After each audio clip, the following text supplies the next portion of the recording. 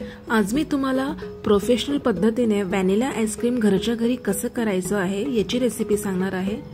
तर व्हिडिओ तुम्ही शेवटपर्यंत बघा व कुठलीही स्टेप चुकवू नका। तर चला मग व्हिडिओला स्टार्ट करूयात। इथे मी कुकवेल प्रोडक्ट्सचे जेएमएस पावडर वापरलेली आहे। जेएमएस पावडर आईस्क्रीम मध्ये टाकल्यामुळे आईस्क्रीम हे खूप क्रीमी व सॉफ्ट बनते व हे स्टॅबिलायझरचे देखील काम करते। तुम्ही कोणत्याही कंपनीची जेएमएस पावडर वापरू शकता। त्यानंतर इथे आपल्याला सीएमएस पावडर देखील लागणार आहे। सीएमएस पावडर हे आपल्याला आईस्क्रीम मध्ये अगदी कमी प्रमाणात टाकायचं आहे, पण हे टाकल्यामुळे आईस्क्रीम हे पटकन विरघळत नाही। त्यानंतर इथे कॉर्नफ्लोअर देखील लागणार आहे। कॉर्नफ्लोअर टाकल्यामुळे आपलं आईस्क्रीम हे घट्टसर असं होतं। तसेच इथे मी नेस्लेची मिल्क पावडर देखील यूज केलेली आहे। त्यानंतर कंडेन्स मिल्क, तुम्ही कुठल्याही कंपनीचं कंडेन्स मिल्क घेऊ शकतात। इथे मी अमूलचा मिठाई मेट घेतलेला आहे। तुम्ही याऐवजी नेस्लेची देखील मिल्क मेड वापरू शकता। त्यानंतर इथे मी व्हिपिंग क्रीमचा देखील वापर करणार आहे। माझ्याकडे रिच कंपनीची व्हिपिंग क्रीम अवेलेबल होती, तर याचा वापर करणार आहे। व्हिपिंग क्रीम ही वापरताना कधीही ती पूर्णपणे मेल्ट झाल्यावरच वापरायची आहे। जर ती अर्धवट गोठलेली असेल किंवा पूर्णपणे वितळलेली नसेल तर आपल्या आईस्क्रीममध्ये आईस क्रिस्टल्स तयार होऊ शकतात। त्याच्यामुळे नेहमी व्हिपिंग क्रीम वापरताना तिला नॉर्मल रूम टेम्परेचरवरती आणून तिला 2 डिग्री सेंटीग्रेडपर्यंत व्यवस्थित असं मेल्ट करून घ्यायचं आहे फ्रीजमध्ये ठेवून। ही सर्व साहित्य आपल्याला बेसिक आईस्क्रीम तयार करण्यासाठी लागणार आहे। तर आता आपण प्रोसेसला सुरुवात करूयात। सर्वात आधी इथे एका पातेल्यामध्ये मी 1 कप फुल फॅट मिल्क घेणार आहे। आईस्क्रीम करताना कधीही कच्चं दूधच वापरायचं आहे। तापवून ठेवलेलं किंवा त्यावरची साय काढलेलं दूध वापरायचं नाही आहे। तसेच गाईच्या दुधाचा देखील वापर करायचा नाही आहे। जर दुधामध्ये पाण्याचा अंश जास्त असेल तर तुमच्या आईस्क्रीममध्ये आईस क्रिस्टल्स फॉर्म होऊ शकतात। त्यामुळे इथे आपल्याला नेहमी फुल फॅट मिल्क हे यूज करायचं आहे। तर तुम्ही याऐवजी म्हशीचं देखील दूध यूज करू शकता।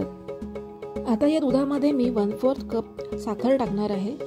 तुम्ही याऐवजी बारीक दळलेली साखर देखील टाकू शकता। त्यानंतर ही साखर आपल्याला व्यवस्थित मिक्स करून घ्यायची आहे। त्यानंतर इथे 2 चमचे कॉर्नफ्लोअर टाकून घ्या।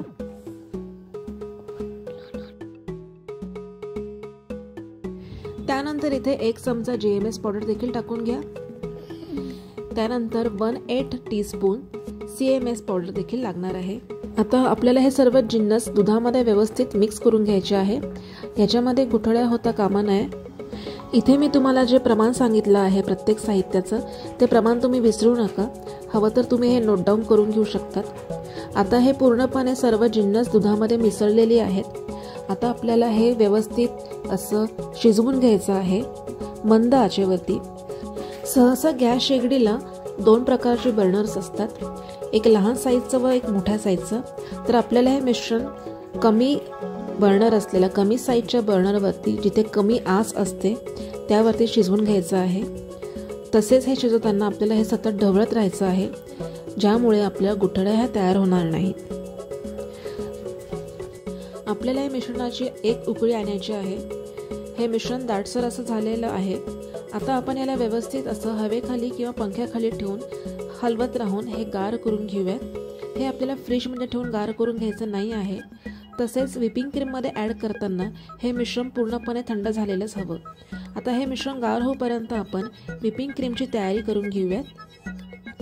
क्रीम व्हिप करताना कधीही ज्या भांड्यामध्ये आपण क्रीम व्हिप करून घेणार आहोत ती भांडी सगळ्यात आधी आपल्याला चिल करून घ्यायची आहेत, म्हणजे थंड करून घ्यायची आहेत। तर इथे मी हे भांडं फ्रीजमध्ये ठेवून अर्धा 1 तास फ्रीजमध्ये ठेवून थंड करून घेतलेलं आहे।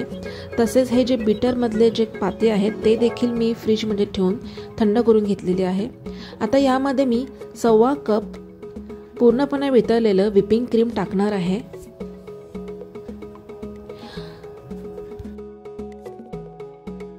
सव्वा कप क्रीम घेतल्यानंतर आता आपल्याला हे व्यवस्थित असं बीट करून घ्यायचं आहे।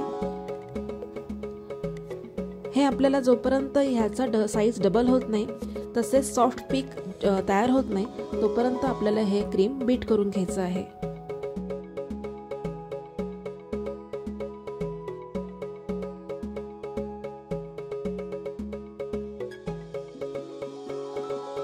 साधारण 4-5 मिनिटांनंतर आपलं क्रीम हे व्यवस्थित फेटून झालेलं आहे। आता यामध्ये आपल्याला 1/4 कप कंडेन्स मिल्क टाकायचं आहे।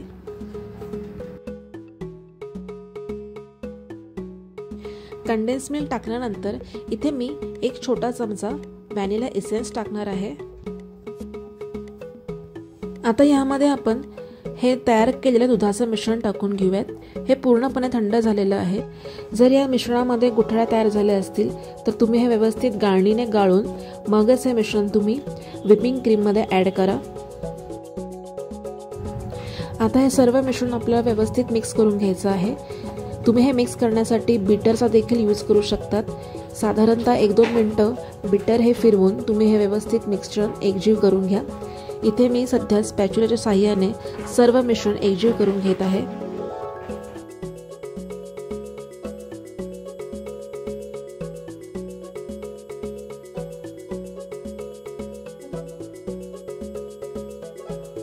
आपला बेसिक व्हॅनिला आईस्क्रीम बेस तयार झालेला आहे। आता आपण हे एका भांड्यामध्ये ओतून घेऊयात।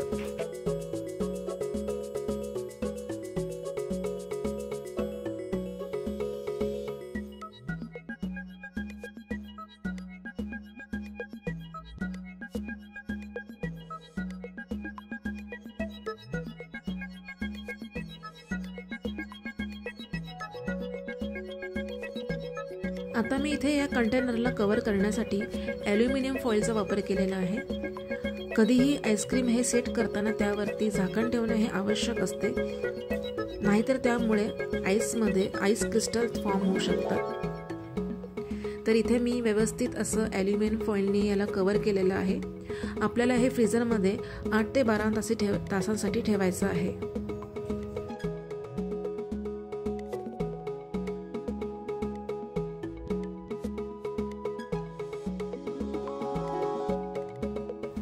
इथे मी 8 ते 12 तास आईस्क्रीमला व्यवस्थित सेट होण्यासाठी फ्रीजरमध्ये ठेवले होते।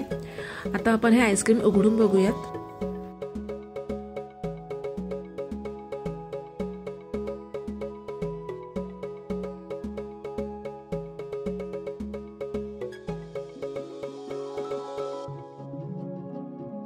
आपलं व्हॅनिला आईस्क्रीम तयार आहे। खूप सोपी त्याची प्रोसेस आहे। तुम्ही नक्की ही रेसिपी ट्राय करा आणि मला कमेंटमध्ये जरूर सांगा की माझी रेसिपी तुम्हाला कशी वाटली आहे। रेसिपी बघितल्याबद्दल धन्यवाद।